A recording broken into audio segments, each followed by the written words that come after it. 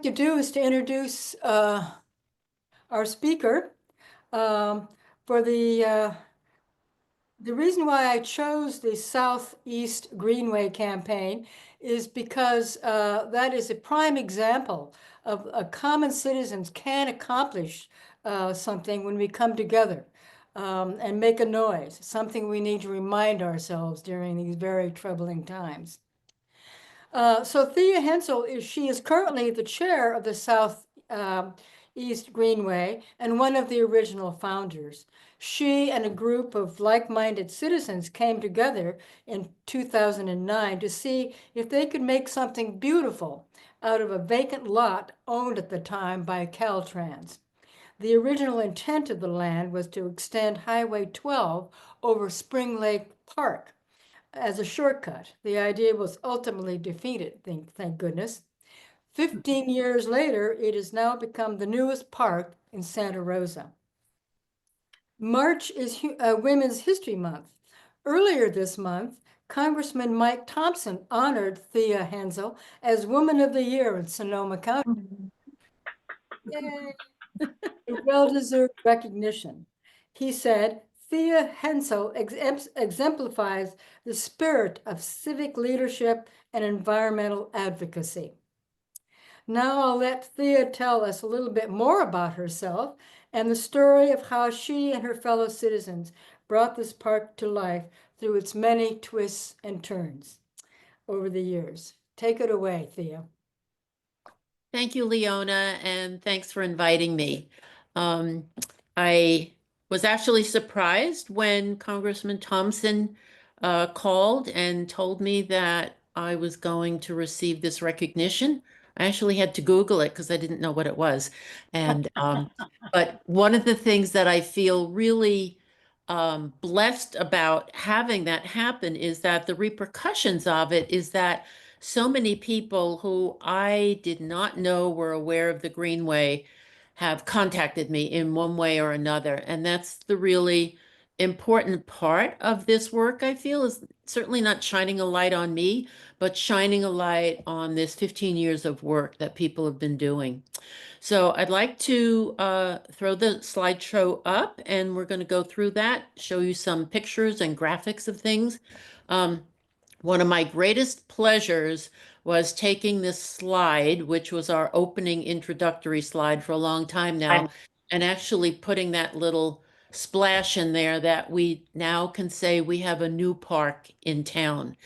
And this, as you heard, was property owned by the state for years. They started buying this property in 1952 and they stopped buying it in 1973. And they bought 48 parcels of private land. And interestingly enough, some parts of it have changed dramatically and other parts of it haven't changed at all.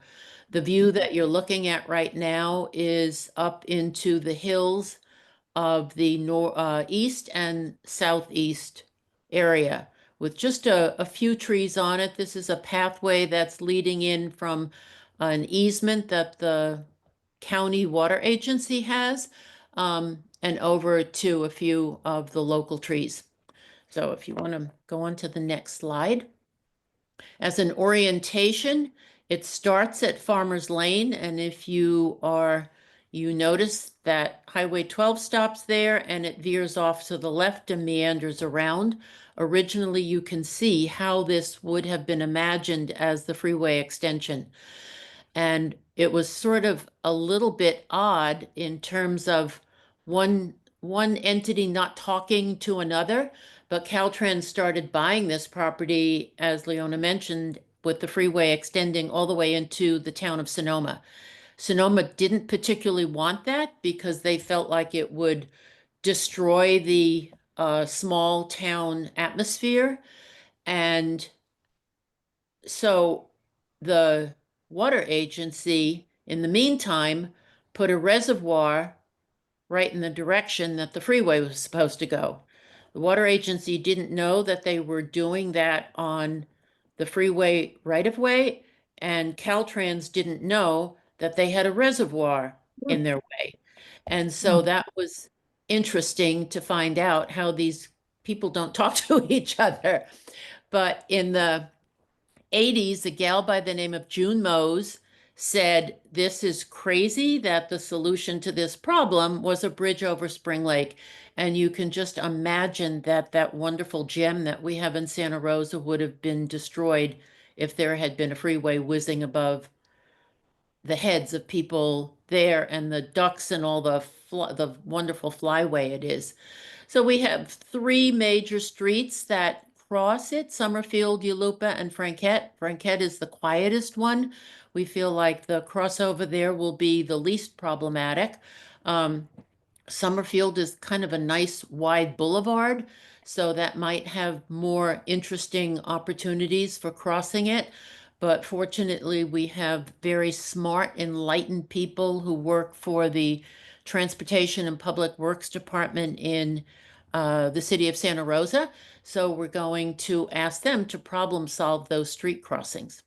Okay, next slide. The last slide, you saw how deeply intense and a real urban area this park is going to be, but these photographs give you an idea of a different side of it. This is a little bit of what you can see right now and also visions of what we see in the future. The greenery, unfortunately, happens to be a lot of invasive weeds, which look beautiful in the spring, but are going to need to be replaced with native plants. There are, we see it as a wildlife corridor, not only for the deer and wild turkeys, but also for the insects and birds and other habitat that can really use this seasonal creek area, vernal pool area, wetlands that are there and need to be restored. We'll have a next slide. So a linear park surrounded by all the beauties that we have on the hillsides of Sonoma Mountain, Bennett Mountain, Spring Lake, Annandale Park presents some interesting opportunities for us. In 2011, when the Bicycle Pedestrian Advisory Group updated their master plan, they actually had the foresight of putting a Class 1 bike lane right on the Greenway. We actually didn't discover that until 2 years later, but it was fortunate for us because Caltrans still at that time was planning to build a freeway there. And having that Class 1 bike lane on that freeway extension gave us the opportunity to look at alternative transportation. And that's kind of the language that we've been using ever since, is that we wanted this to be, instead of a transportation corridor for cars only, to be what's called a multimodal transportation corridor, which essentially means people who walk and people who bicycle. And so having that already in the plan for the city and the county gave us an argument to say that we really don't want the freeway. And it wasn't until actually 2014 that it officially was determined that it wouldn't be a freeway. But from 2009 until 2014 was kind of a long slog.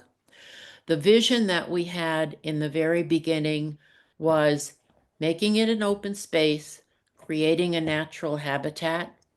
I went around and did um, living room conversations. I had a little PowerPoint presentation and I would ask people to get their neighbors together. And it was quite primitive survey I did. I'd hand out sheets of paper and I would say, on one side of the paper, write down what you'd like to see on this property, should we ever be able to get it. And on the other side, write down what you don't want. And the number one thing people didn't want was a road or a freeway. And what you see here with community gardens and gathering spaces, active and passive recreation, those are all things that people said that they wanted, which was a great reinforcement for what we thought would be a good idea. And the last thing that I've just added to this list in the last couple of years is addressing climate adaptation. We all know that in urban areas where there are not trees, they create heat islands. And so we feel that this is one of the things that we can definitely do here by restoring the oak woodland as it was up in the hill area. And it was called an oak savanna, which is down in the flatlands, which is kind of like between Farmers Lane and Summerfield Road. And we just found out recently that the city's solution to addressing a homeless encampment problem on that flatland section was to cut down all the trees. So if you'd ever like to join me on a walk sometime, you can see just how open, flat, and barren the area between Franquette and Summerfield is, as so many of those trees have been taken down. So the idea is eventually to restore them. Okay, you can go on to the next slide.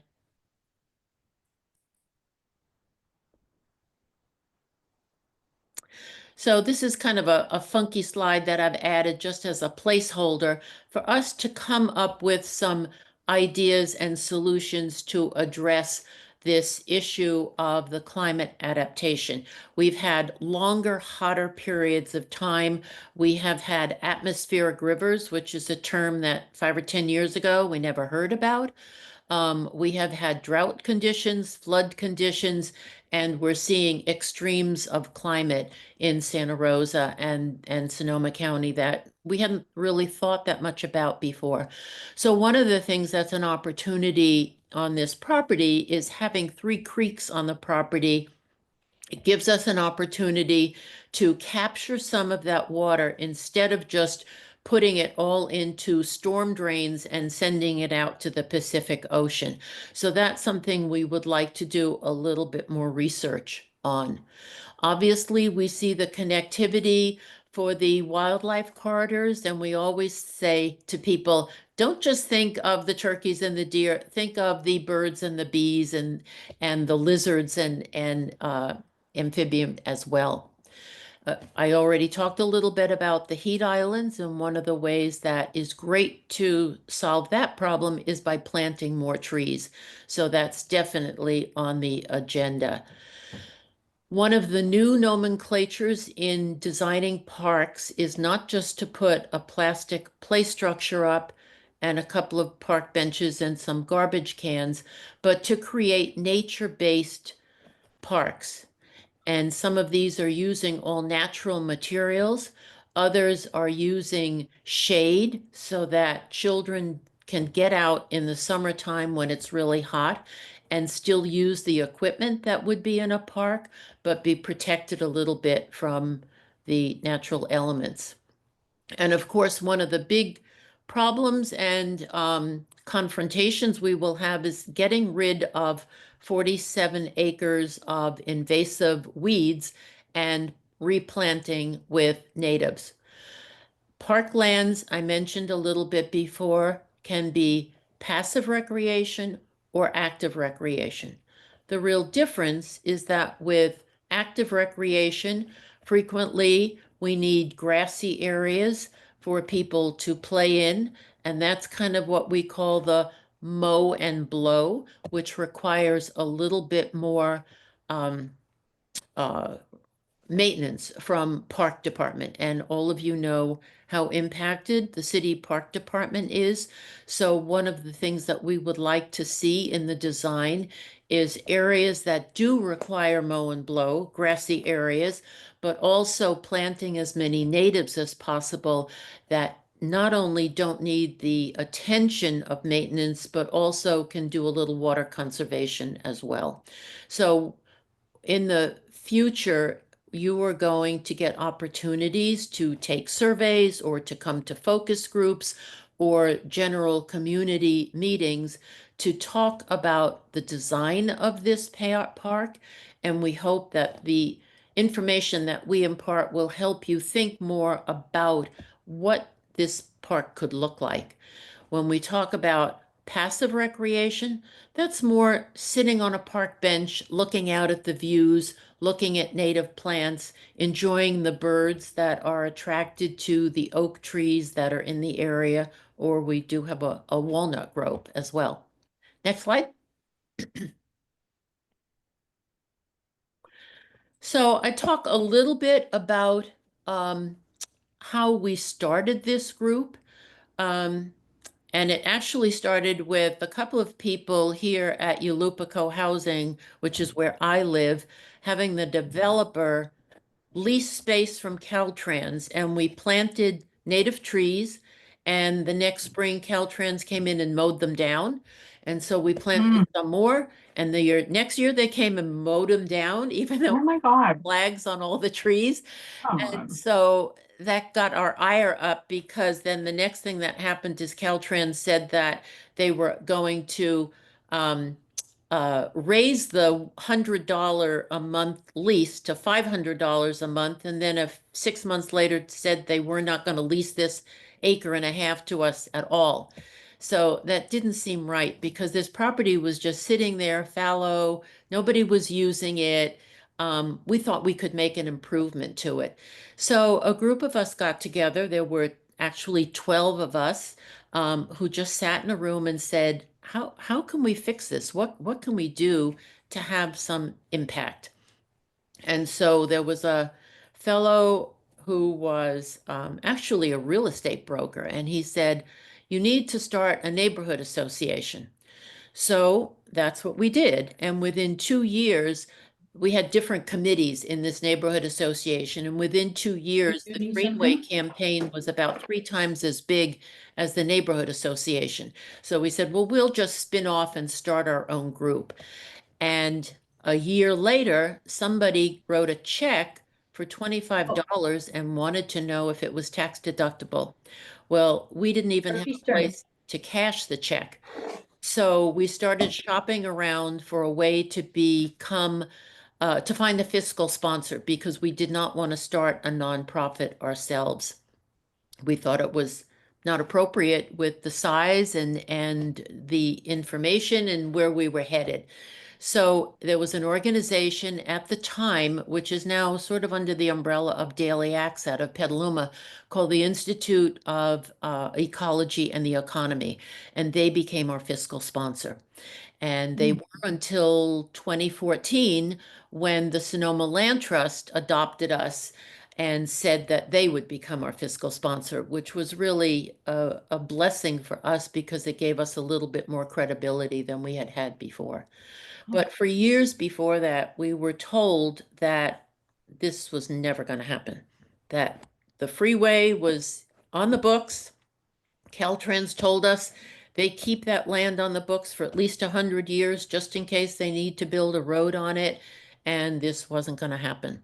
So little by little, we started shopping around, and as you can see up on that top slide, the the Empire Runners became one of our big supporters.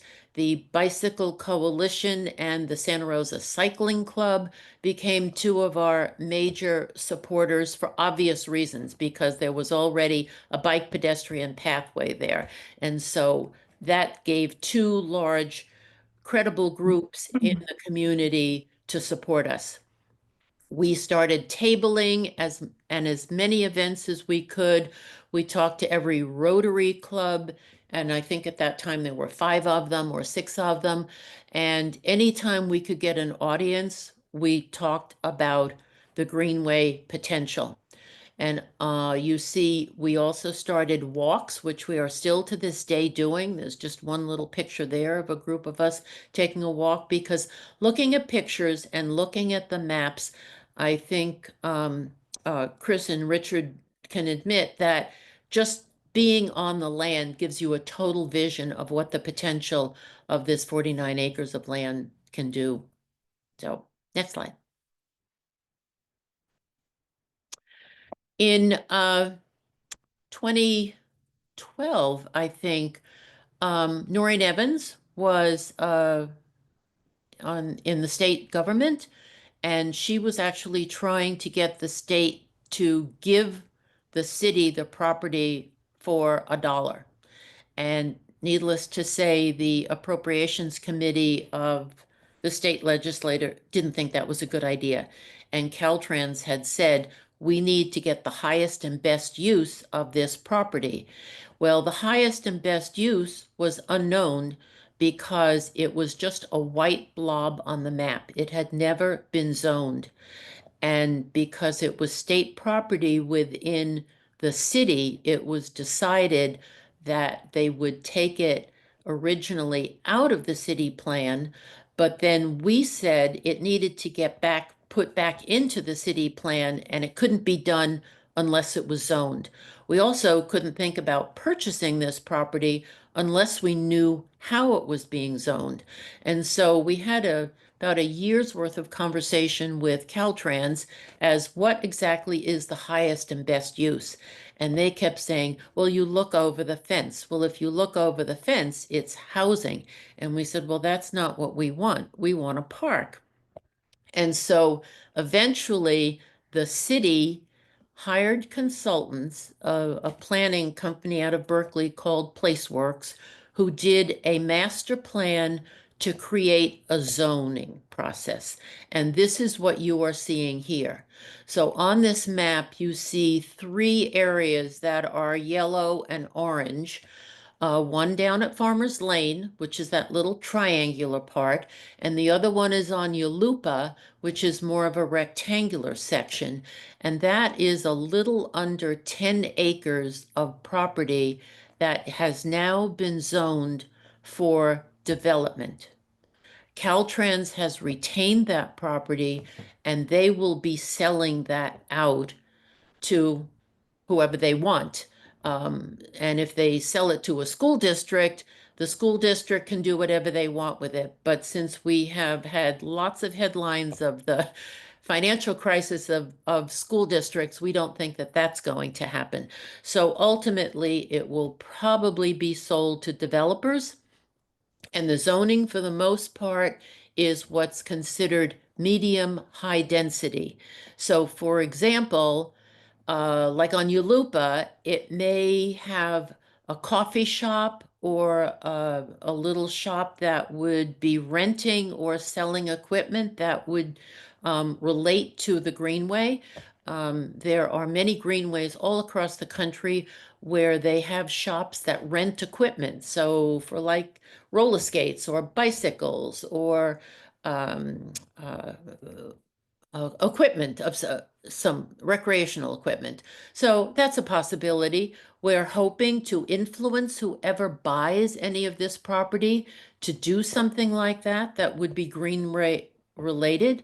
Out on Farmers Lane, it's got a much bigger acreage there. That's about 6.5 to 7 acres, I believe.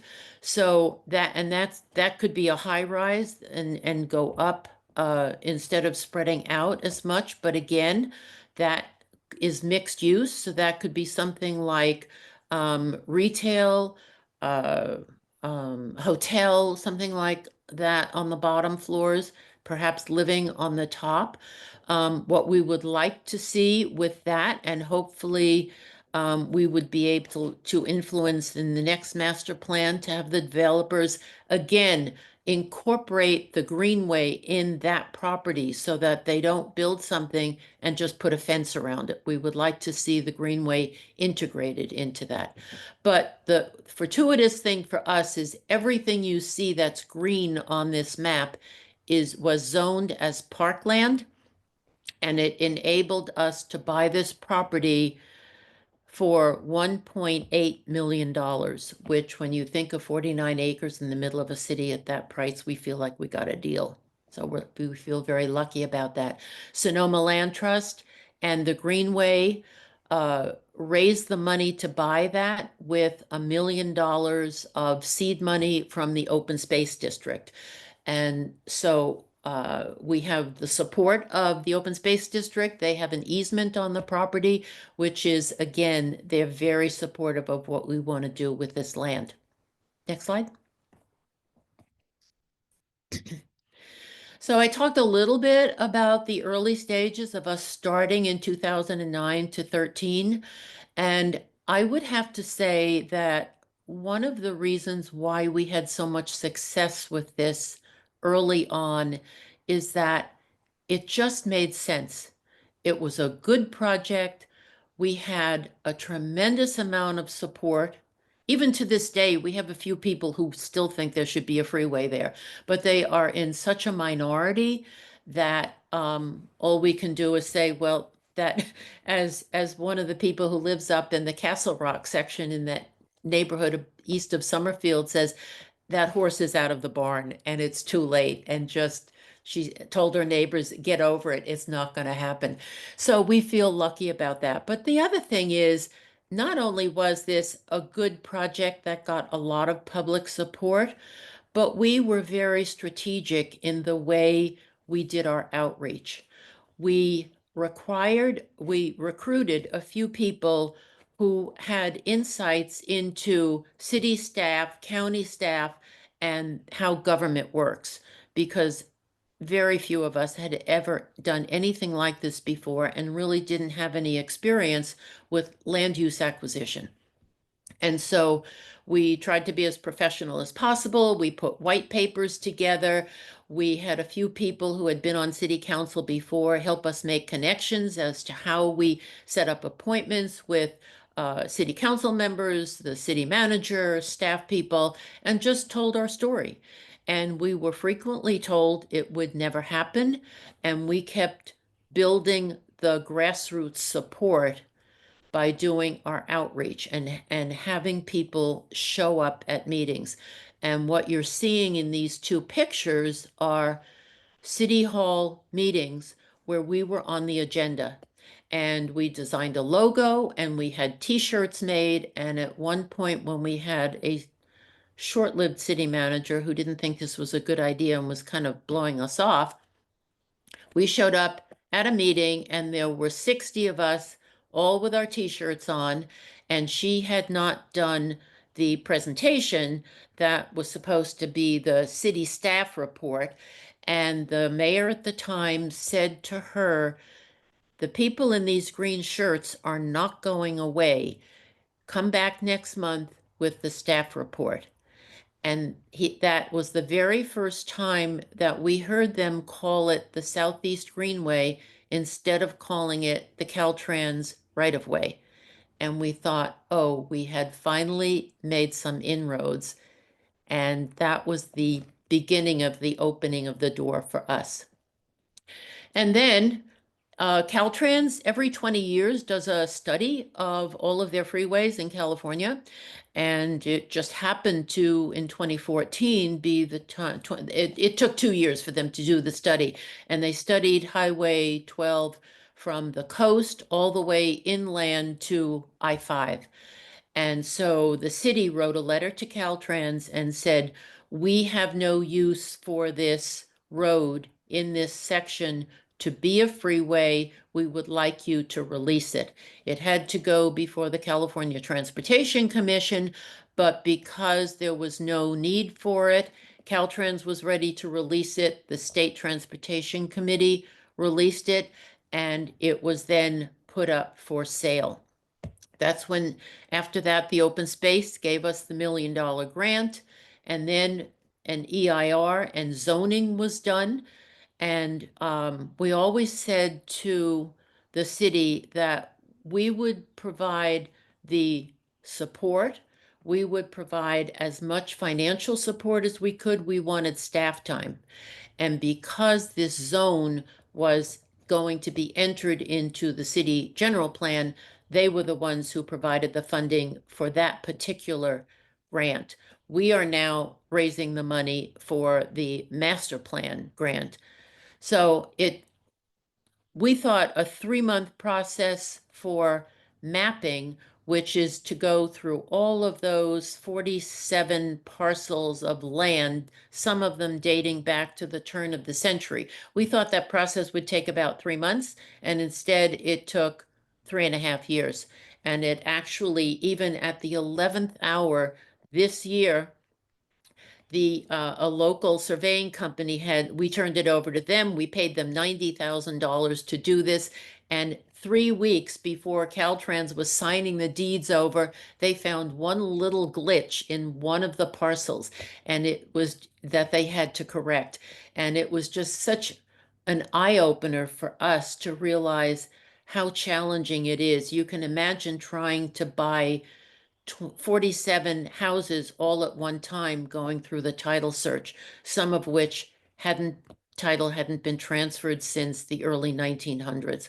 So that was, again, a learning opportunity. But the good news is after the appraisal was done, the land was identified as land for public purpose in perpetuity, meaning nothing can be built on this property and is permanently zoned for parkland.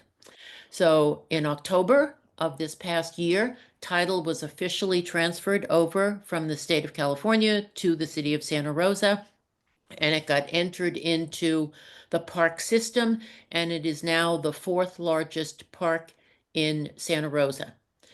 And in 2025, the Land Trust and the campaign are planning to raise the money to complete the park master plan. Okay, next slide. So we, in 2014, realized that we needed to have a broader partnership. The water agency called Sonoma Water was very interested because they already have pipelines running in this property. They need to do another redundant one because the pipeline that they have running under Sonoma Avenue is about 50 or 60 years old, and should we ever have an earthquake, it will not make it. So ultimately, they're going to put a pipeline there. Sonoma Land Trust is obviously very interested in it because this is a new entrance into Spring Lake Park for them. Land Paths has Bear Farm, an urban park and farm over on the other side of town. We would love to see something like that, or at least programs happening on this project. Sonoma, the Ag and Open Space District is very interested in this property because they want to have urban parklands, not just parklands out in the county. And so they have a very robust program, which is called a matching grant program for areas that are inside the urban growth boundaries. That memorandum of understanding and partnership ended when title got transferred over to the city. So we are now drafting a new memorandum of understanding with Sonoma Land Trust, our Greenway, and the city of Santa Rosa. And the main reason for this is that we would like to have programs on the property. We would like to be able to have a volunteer maintenance program on the property, and Sonoma Land Trust is very interested in making sure that this gets developed into a park that will have a broad equity input into it, and they also feel the same way that having urban parks in neighborhoods is very important. And this is the first park that they have, the first project that they have adopted in an urban area. Next slide. So what you see here in this aerial view is on the left-hand side, you see Montgomery High School, which is quite visible. And just off the picture is Farmers Lane. You can see that ribbon of green, long, narrow, going through this major urban area of primarily housing and some of the duplexes and 6 to 8 units that are pretty extensive in this part of town. And then up on the right-hand side, you see Spring Lake. There are 5 water tanks up there that are land that is owned by the water agency and managed by regional parks. Those 5 water tanks are connected to this pipeline that I told you runs down Sonoma Ave. The idea is that the new pipeline will run under our property at the Greenway. It is so much easier to do infrastructure property like that where you don't have to tear up roads, you don't have to tear up sidewalks, you don't have to disrupt areas where people are trying to get in and out of their driveways and their homes. And so this is one of the reasons why we have always had this wonderful relationship with Sonoma Water as well. We think that it's great to have these partnerships with all of these people. They all have special interest in this property for various reasons. And one of the things that's so nice is that the city is drilling wells on this Greenway property now for their own redundancy. And one of the nice things is that it can serve this infrastructure because it's underground and it doesn't interfere with any of the park development that we want to do. You can see there are beautiful vistas here. We want to make sure that the view shed is maintained because you can see Sonoma Mountain, Bennett Mountain, and right now you're looking out actually over to the northeast area as well. Next slide. So we love to recruit volunteers to table, write articles, support us in letter writing if you feel so inclined when we need help. And we usually ask people to sign up on our website because we'll tell people if letters need to be written. And we also feel like it's important for everybody to be advocates and tell everyone you know about this new park in the city. It's always incredible and surprising to us, not me anymore because I've heard it so many times, but when we table, people say, "Where is this? I never heard of this before." And we think, what have we been doing for the last 14 years? But we do want as many people in the region, not just the city of Santa Rosa, but this is really a connectivity issue for us. And we want it to be a destination for people. And so the more people know about it, the better. So I'm open for questions now. Thank you, Thea. Very, very interesting talk.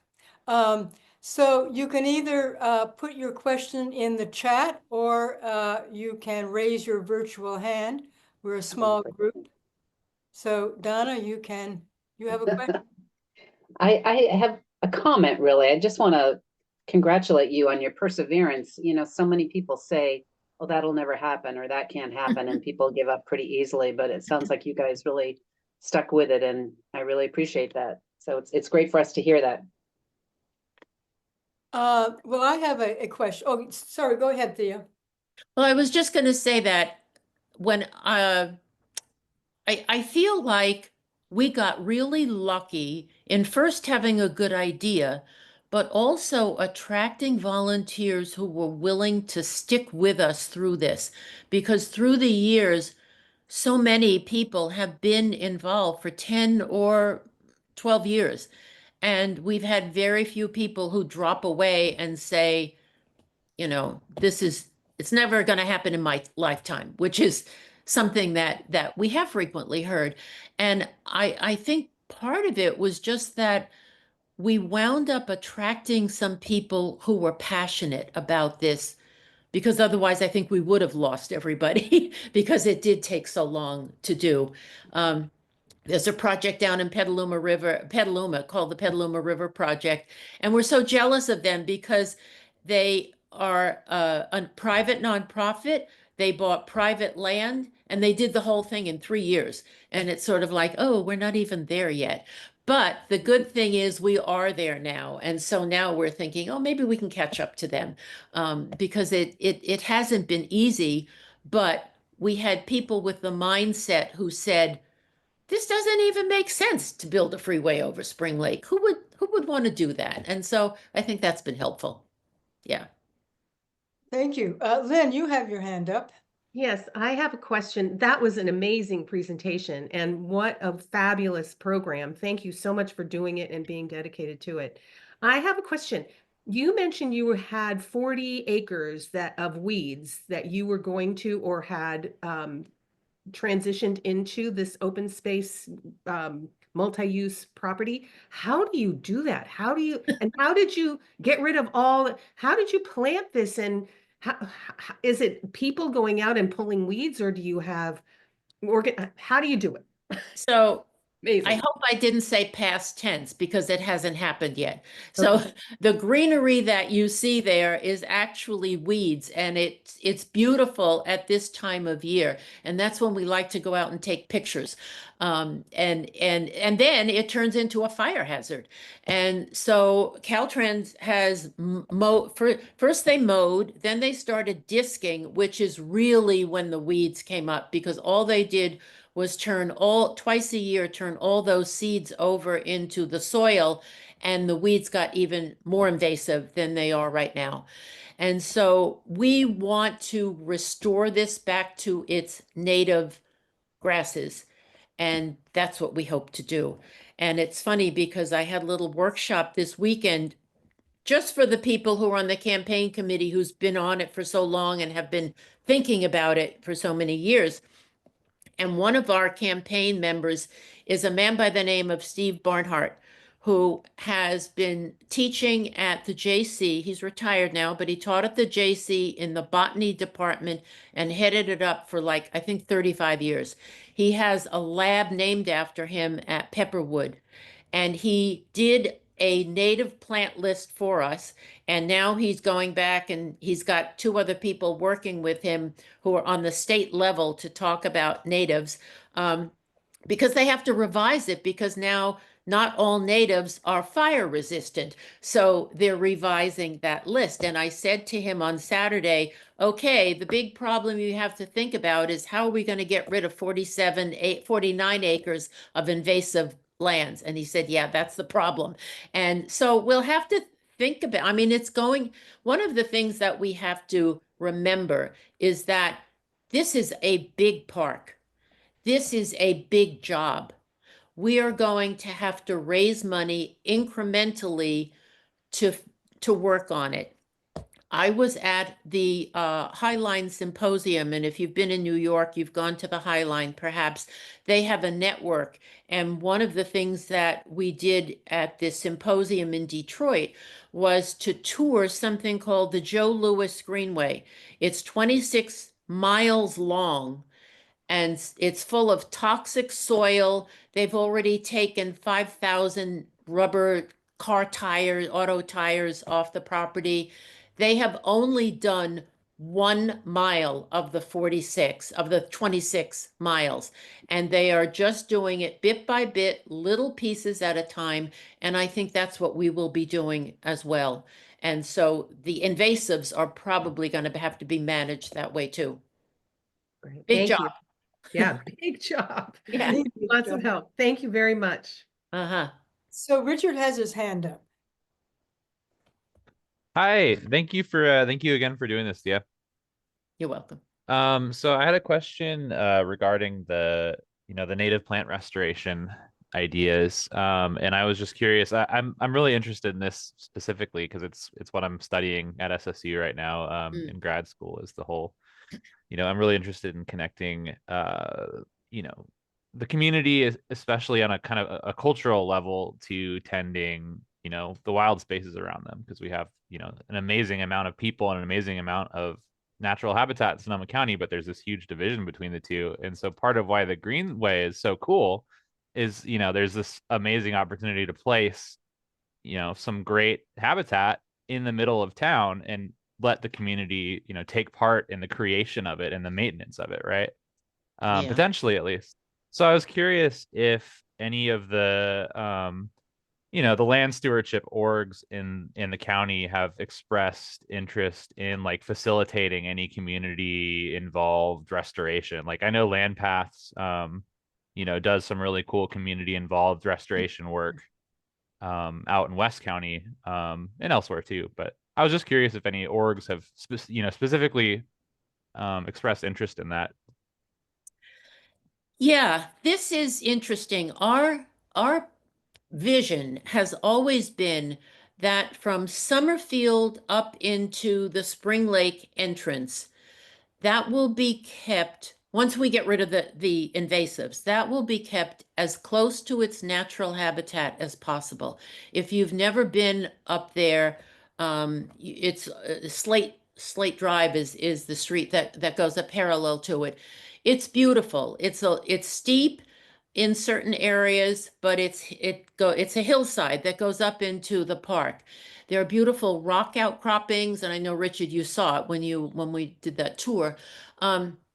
It's just beautiful. It doesn't lend itself to development in that area other than getting rid of the invasives, replanting oak trees, and replanting natives, and exposing, we think there may be a vernal pool there, another wetland, opening up the seasonal creek a little bit, and that has to stay probably just the bike pedestrian path and some benches where people can just sit and be in nature. There are a couple of other areas that sort of lend themselves to making them natural habitats, and those are along the two creeks, the Spring Creek that comes down and Sierra Park Creek. I think the area that is going to be a little bit more of a challenge will be between Franquette and Yulupa. And maybe that's where more of the active recreation is going to go, but I still think that it can be a mix of things. People like to have grass, and we know that.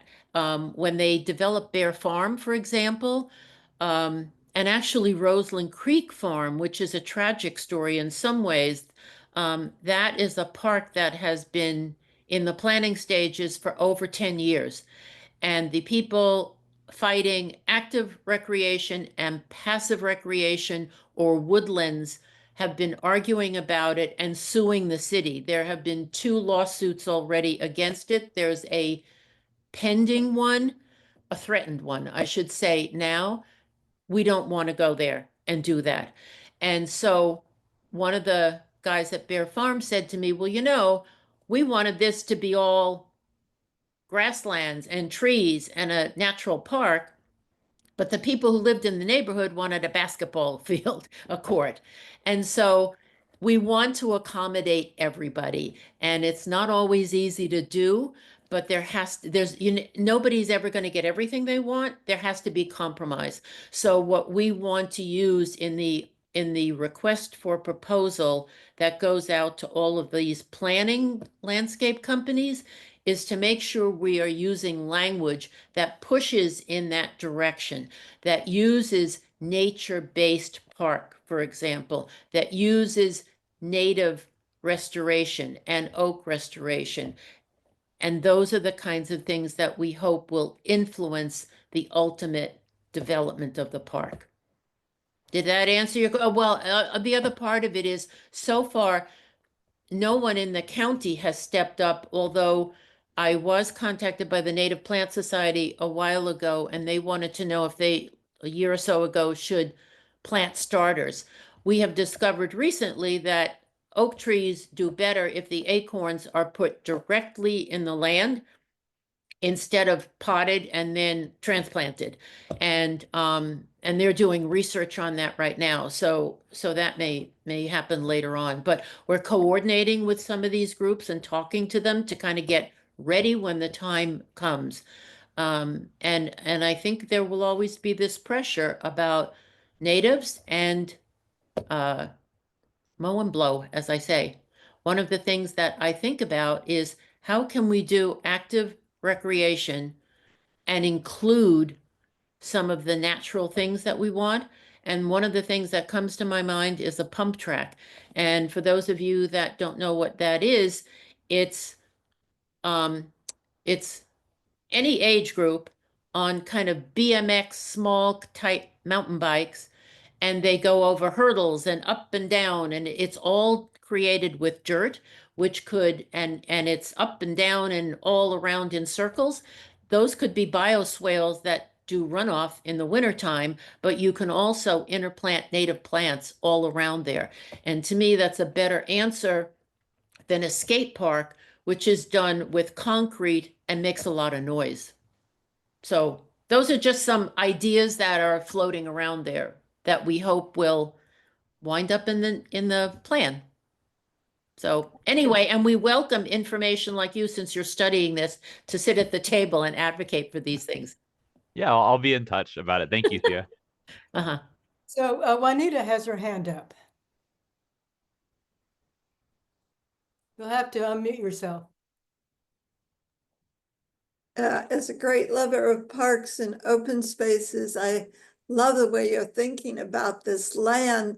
However, I have to say I'm still a skeptic about the effects of dumping all this traffic onto city streets and what that does to the carbon emission profile. So I think, we have to think about the trade-offs. So I was kind of wondering, in developing this wonderful park, are we thinking about the transportation to the park? Because right now, I don't think there's very good access.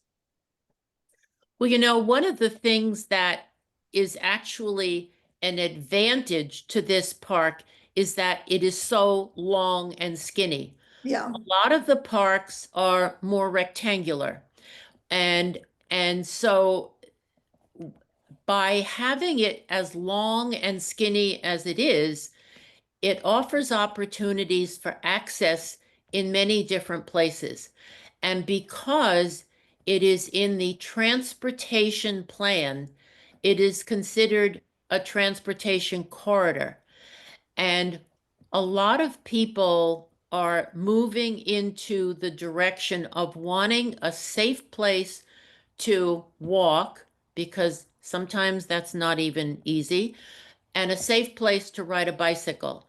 And the Bicycle Coalition and the city's active transportation people have done, as a matter of fact, there's a survey in that department going on right now, finding out why people will not ride their bicycles or why they will not walk on some certain city streets. And basically it's because of traffic. And one of the major traffic problems is people driving their children to school. And if you've ever been in this neighborhood in the morning and at 3 in the afternoon, traffic around here is terrible. And one of the reasons is that there are 7 schools within a quarter of a mile radius of this Greenway. So one of the things that we hope will happen is that the Safe Routes to School program will be very robust in every one of the schools around here, because that will really cut down on some of the traffic problems that we have in this area. We also think that because people will be able to ride their bikes and walk on the Greenway for 2 miles, which is that's a long stretch to be able to walk and ride your bike and connect, that people will be using those modes of transportation instead of driving over here. And we're not going to be Pollyanna and think that that's going to happen overnight. It's going to be a long process, but the city is committed to it. And actually, the Transportation Department got a grant from the federal government to study how to connect the Prince Memorial Greenway with the Southeast Greenway through the downtown corridor. Because once again, if it can be made safer, there will be more people who will be willing to get on a bicycle instead of getting in their car. And the other thing that's going to be part of the plan is there will be some people who have to drive, whether, you could be the coach of a team, or you have to bring equipment, or you're having a picnic or a party and you're bringing things. So one of the things that's going to have to happen is, where do we put parking that will alleviate some of the street problems as well? I'm just thinking that for most of the people that might want to use the park, if you're not young enough to ride a bicycle and have poor balance, getting to the park is an issue, and you probably have to drive there still. So that was where I was going with. Yeah. concern. Well, We have a one of the things, go ahead. We just had a question in the chat about parking. If you want to expand, this would be a good. Yeah. So one of the things that we We don't know if this will happen, but once again, these conversations are going to evolve over many years, we think, and some of it just over the next few years when we do the master plan. Parking will be addressed in the master plan in relation to the Greenway itself. And so the other part of that is that as people are driving to the park, there are a few places right now where parking is accessible. One of them is Montgomery High School when they don't have activities after school and on the weekends. And if they have a football game or if they have a tennis match, the parking lot is used. But there are lots of times when it's not used at all.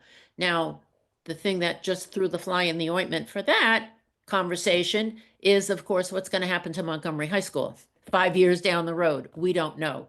What's going to happen to Slater? There is some parking over there. We don't know. If you have been to Friedman Center, I'm sure many of you have, the only time that that parking lot is full is when they have an activity. Frequently, that's at night.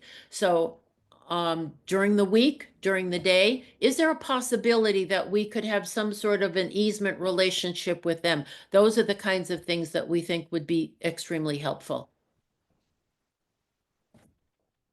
That answer the question a little bit? Yeah, I think it did. Okay. Are there any other questions? Yeah, I have a question. Mhm. One of the reasons that people aren't using the Princeville Greenway and other things like that is there have been some crimes committed there. Mhm. And I'm sure with a park this large, there's going to be the potential for that. So one of the things I'm hoping you will consider is having volunteers who, quote, patrol the park. They've done this in other cities, and they've used like donated used golf carts, giving people a cell phone to use or a walkie-talkie.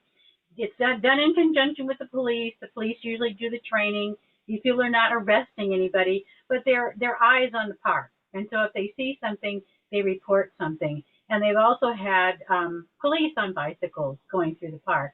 And that has, in the cities where they've done it, has really made the park use go up because people do feel safe there.